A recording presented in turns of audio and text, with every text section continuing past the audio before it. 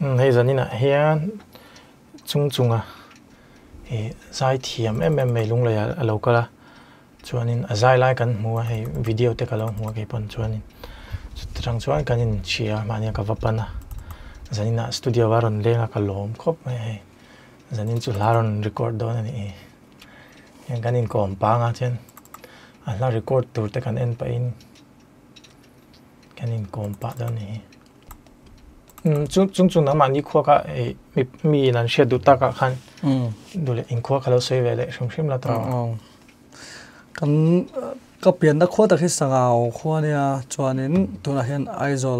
aizola ainon venga ka cheng me ka ni ani le mo nang ma shim ma tian i pian tira changin imithian enge kho mu thal thei lo nge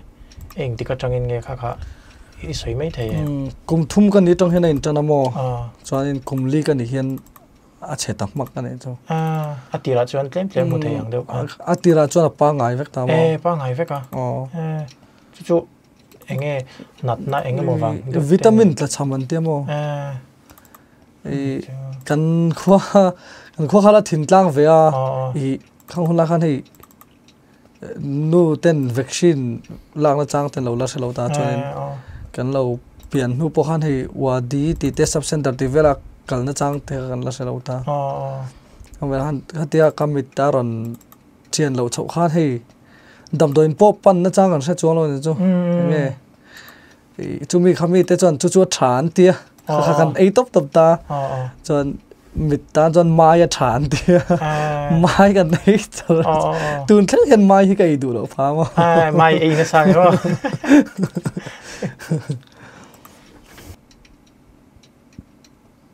chon mo to da inu le paten la dame kanu hian mila dam pu ya mo ka pa he chu adam to lo kan chung ko chan je sei don chan a thui to ma kan nok ve noi le to nang ma shim izai chan na re to em re ve to san hi som pasari tang khanin zai chan in khua ve lai zai nge aizola hei bazar zai khan ni ka tan namo san som sar khan chen enting nang ma in min nan notice to thau chem chu lai ve chuan ai to lo mai ka zai tan til chong ka zai thiam lo to mo ni pon thiam chho tel ni mo an ngai tha thap pe lo ni chu amak le me tro tu na chuan in engkim ila sakha anung zel box siamo kan no pan lai phe chong ka o rang lo to mo zai thiam lo enge mo thil ti ni kho pu ka zai ri khin phal ngai mong lo chu izai tam baka ti tak zeta izai na ha pathian in mala som ve ni don se ta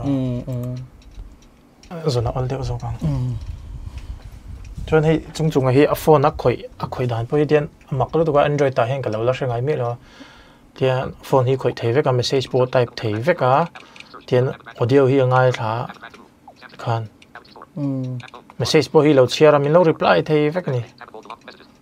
son hei ngai tha lon tia talk back an tia talk back khan settings a khanin accessibility ti om ta chumi chon talk back om ta apps khami kha kan han open han kan on ta khana ron tong ta mo alo thale me mang thiam me to ten loi mi lo in atira phe jon ami thi mu thei thena mu thei deu nian ka te ke po han no se lo ni mi lo ten mang thiam me ni bel deu yan defect thai chak khop mai tu zani na hen he zai do na chuanin azai ma hian voina zai na sa to lu tu ka na o te ko hi nge chak lo ve ni chu voina zai na sa to ka ni le in ti khan zai thina lung le ron kal chu hen azai thiam em wang hian ni le nge chak hian ding chung in an zai thina ha don khop mai chon zani na he aron kala nge ha chung in ron kala lo mom khop mai kum sari kanin kan khwa ka chwa sana blind school blind hostel school ka kalamo class 10 thlang kal ta school a ikala I chuanin class 10 ka zo hian ka chhuwa san ta class 10 atanga chunglom hi chu blind dan chon lekha zir har tol to mo sum le pai nei lo chon acha chu 11 12 college thleng ni to ei in sense ona turi midwar te a hian tambi ka ri chu entiran lekhabu subject khata po lekhabu pani pathum te lo om ta khang lekhabu pakhat chau po pakhat lek po kha midang chiar tira midang roya chiar tir khan lo ngai to ta kha kan mi kan chiar te da kan lo record ta phone ate chu kan lo ngai tha kan by heart thin ta le kan lo englo thin ta khate khani to han how tak to to azir zom thei da lo blind school chu khong e kalshim she moria blind school a khoi district ang e aizola tho chu wang ni chu le lama in nang ma in englo phian tro thil ti in zai pha school chu kal lo la chuan boi thak ve tiang hi kan lo wang school ka lo chan school a khanin le kha chu kon zero ta mani in von felte mani a in kol dan te khan zero ve ta mo school ai zai to thoi school a chong ka sa ngai lo ma se ka chente an za hian he scan voice ka pathin khompuina ka thian pa keima ne na enroll de tho chen ne he kan omta no pang de pani kan zai thina azaya ani scan voice ka pathina tum khat khompuina keima langa zai tur min ron ro da kan zir dil to tan phana sal tu ka zai thiam tu tuna pa hian the chinese say dan han lung le lo phe ma chuan aizol la chuan enge an la shewak lo che ang khai ta se lung le kha chuan tikhan video kha ron viral ta pathian rem ro thi hun taka hen om thim lo chuan nangma I ending he I chung te inu alom ta tro kan unaw hi unaw te dang nan lo om boka paret kan ni mo chuanin keima che mi pa ko ma unaw te hen pasalan nei vek to ta inu chu en kol chuan kanu hi ten aral tring ka en kol ta ei thintlang ate sagaw te po ron om to ro te min ti thin ta ma se thintlang chu kan tan thong ina om lo entiran lo te po tun ma te jong kan thlo ve tho ta te engmu ta ma se min an hnuai na thok turi min ring zo lo tu ba min chor du don lo khawang han na dang kan ta na om lo inu bula om chak veo mala heta tanga distance ai en kol khan bal lai ta che real drama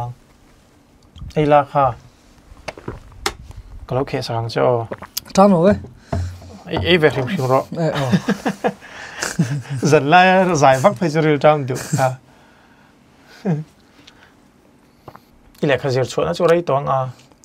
sang ni sompanga rai vele to no in khoi ho zeu zeu e ho zeu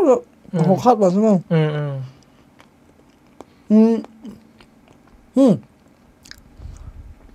so ta men la khulai zai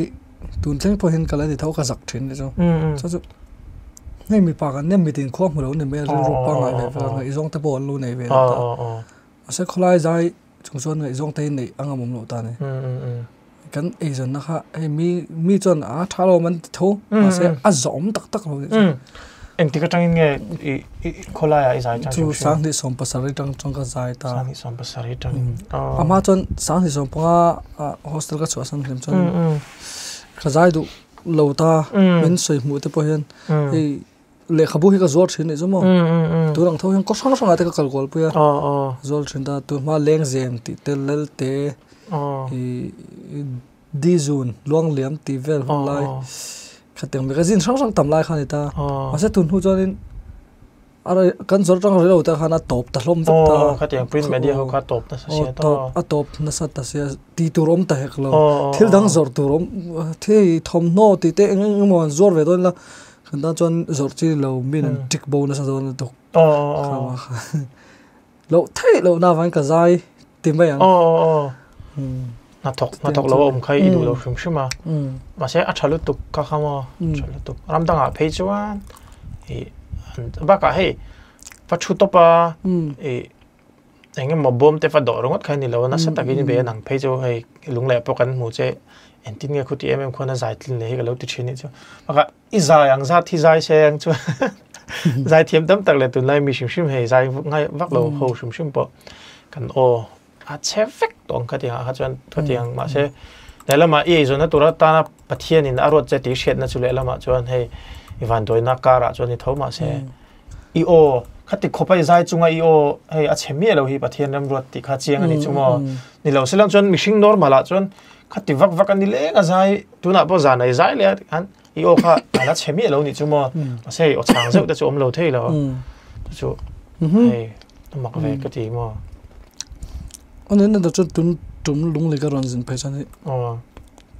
ai rồi là hiện在mi có lại dài hồi cần tweet lâu cho nó mà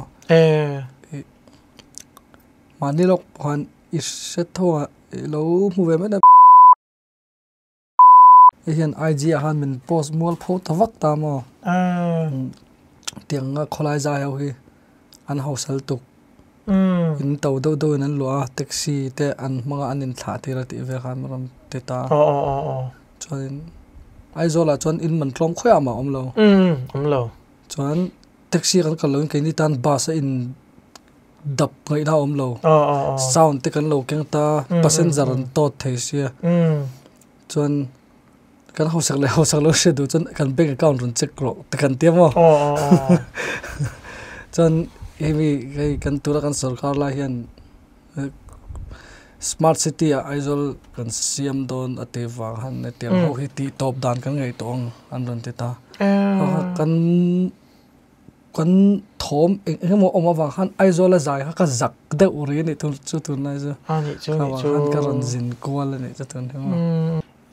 ngati nge khati ang chi khan ron ti rongot khatro hawi kha press milang te pon shim pon social media ami shim ho te pon thil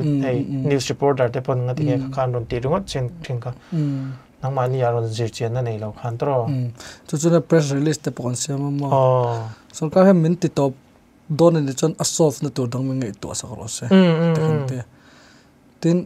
pakata chon aizol bi la chon chakma le tui kukhi an tam le to de khating zai thina khan an zai lo ta ku do top a then mi dora te ina ten local kola a then khola ya bom ne na thu top khating ha an tam le to chung ho chon min ti che ve bok ta ne ani chu na ma shim ma antinan hei sarkar na te po quota te lo om ta ni kha apply về tụi em nâng mà hiện apply ngun to me thì là har deu shi ani mo ba me zo ram ham disable quota hi mo adan dik ta kan mang lo wa chu tia lo Mizoram Blind Society kan om ta ne hay hen kan fight na sa ta tun la hum pressure group ang do han om ve ta na tung chang ani ma sarkara thil rim sima memorandum te kan siam ve thin ta tun hu chon tlem chon a zia ma se tun nu zia kan ti pon hi athiam tak tak chin BAMA zir phachin lo chon na an hu tak tak chong lo 4 grade vela chon min du chong lo tin hei mak tau chu nang pon mak ti viang ga middle quota in te pon lut thin ni jo man ni lo ap ko set chen dau me gan ne MCS a hanin exam ani atling thei me lo chon disable certificate le masiam tera exam atling te om ta mo an tam lo to ka teng ta kha choin middle certificate nei sia na lu ta bike khal thei te khamo tam lo to ka avan zia lo tak tro chu tiang he tiang ve kan rama hen tam om ve tran tlat to vai raman ti om cho kan rin hi tro kan rama hen om tam ve to ka bo ta kan da to bo do kan han ane ta chan reservation central na min sem sak ang ta chuan mang the chuan kan nut ve thai mai chung ka ring chung ama chuan 3% ni ta tuna pe chuan central nan pun to 5% ni to ta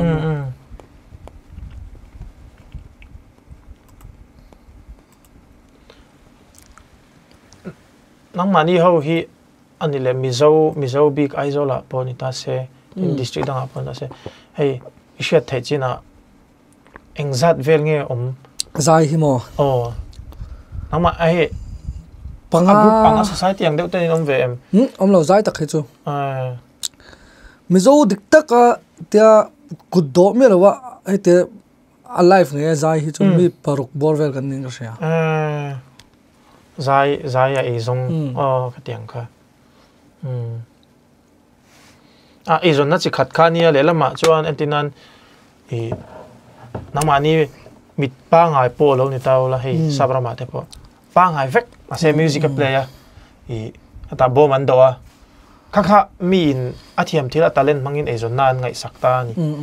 kan rama chuan ma se hei thil dang ne na ngai pol na kha om thina chu fu lo kudon nga kudon ngai chu fu lo tu kan ni chu lama chuan in talent tak tak kha in lo ani nang phei chu zai thiam lu tuk tai talent tak tak khan ezon ta mo mani po kon WhatsApp khanin kanin chang he ta nang ni te pe chu Mizoram milar in ne voice nei thele tukin nia he tianga min ti lo hianin kan ezon na athing in tia aza thlang in ti ni chon asof na tur dang sarkari mi ngai to sak thena min au cho pui tu zo ka tangula thatur ni ka tiamo press release te kanan ne ka tia kanan chan ta ka chon a post te po kha a delete ve ta mase a mu turang ang chon an mutam an mu van an mu man vek thawa chon borok han re de se jin bo de te ka ti ani chu kan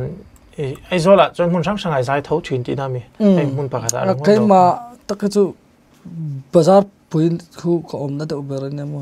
ta chu ai zola chang chu so no claimin kan lo tam ve de ta in om noi kha than lo wang khanin om na big thau kan nei ve de mo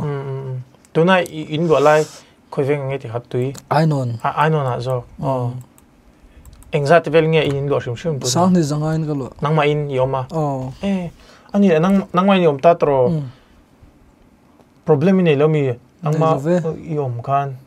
I hona po tu kan thalem lo che fa mak ve chung chu tro vokle ar po ko lo vul mak ve khaya makle tingai ti le tro nakina ka channel a halo en chin ro ka ar in thialai te ka dalam karan en kol lai ta mo video ka da nol me ani le chu nang mai ni om ta tro ka chet cha de chu mo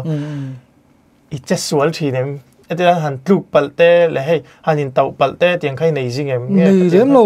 manin chung chung lo bel thokata mo entiran omlu tira chuan lo om ve tho mai thea tui khai te gas on te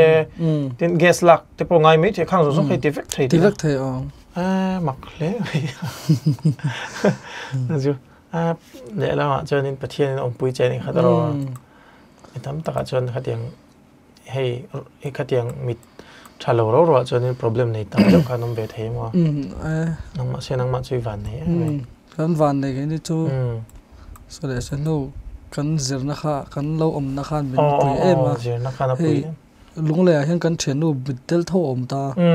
ni so chu in chung dunga po mani na kal hlei the lo mo so khong ai thau lo to ni chu so ani chu le la man chu ba ka I lo te chang lo ni ve na boka khanin le lama ma son na de tam tak kha kan open lai pon ka haramo kan aizol ko ron ma khawa te khatlangu na lom elo sava kan ve a bazar wal ka u me ka te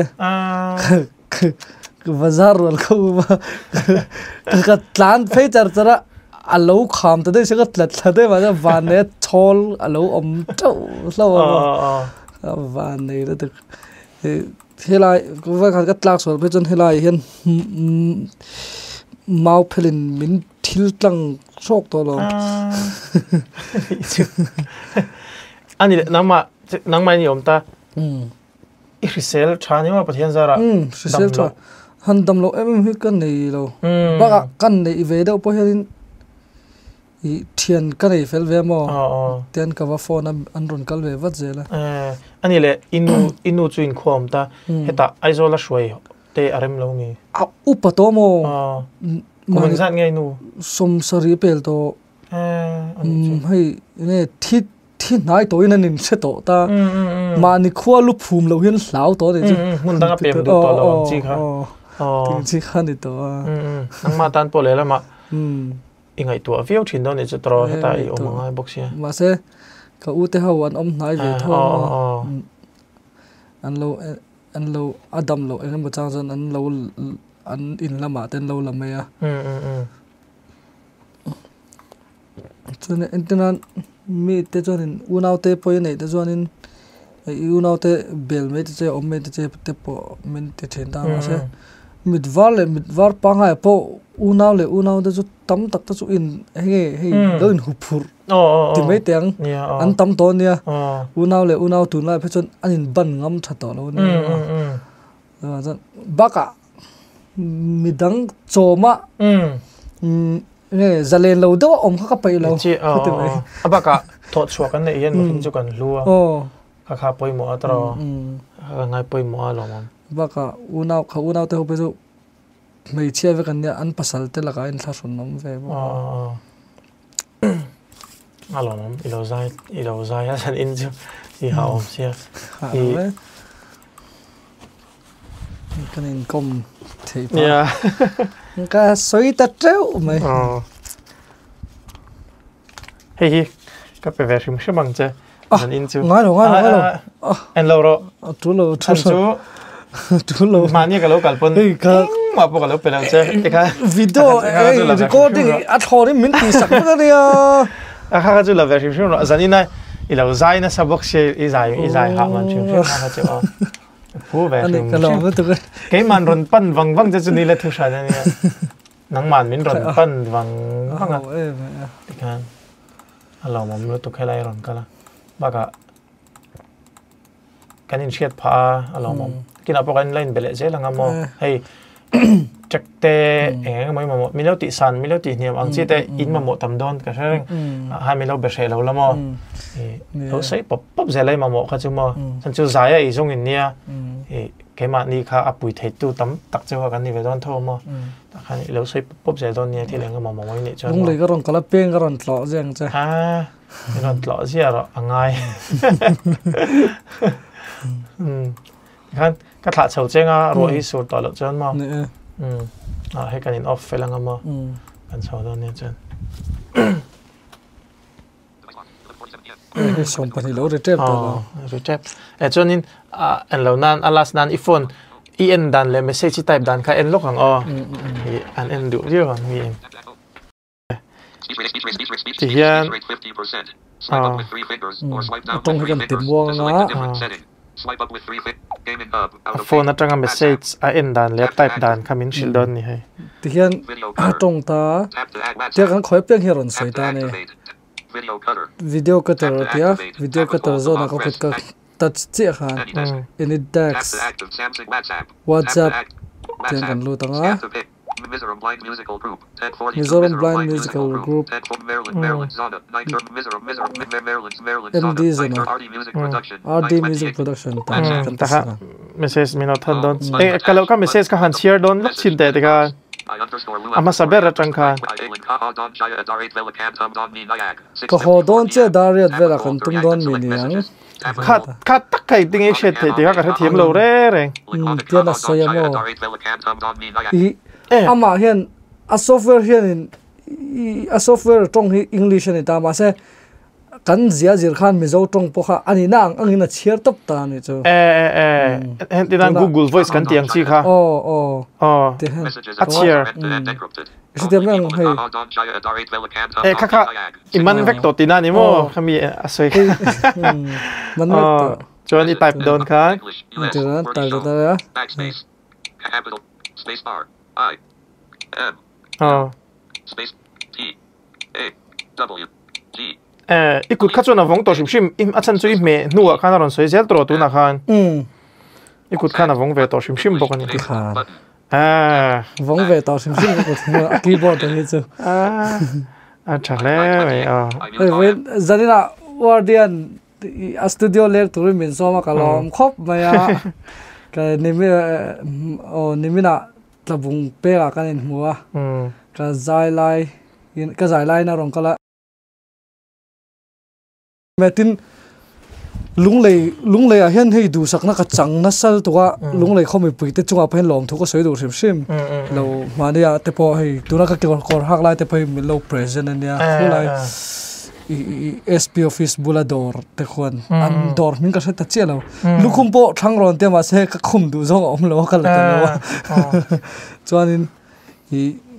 two wheeler taxi apo uvula tlomai do mai ka tonga anin min boy puina sel towa chungwa le hei kalna pianga milo fakder tu le milo ngai lu tu ka tong zela tin kan zaina pianga current potir tu kan mozel boka khang vel sim sim apon lung lei khome puite bula po lom thok sei do sim sim nang ma kal tlangin alo om lu to ke khan du to kang o ne chan Speech rate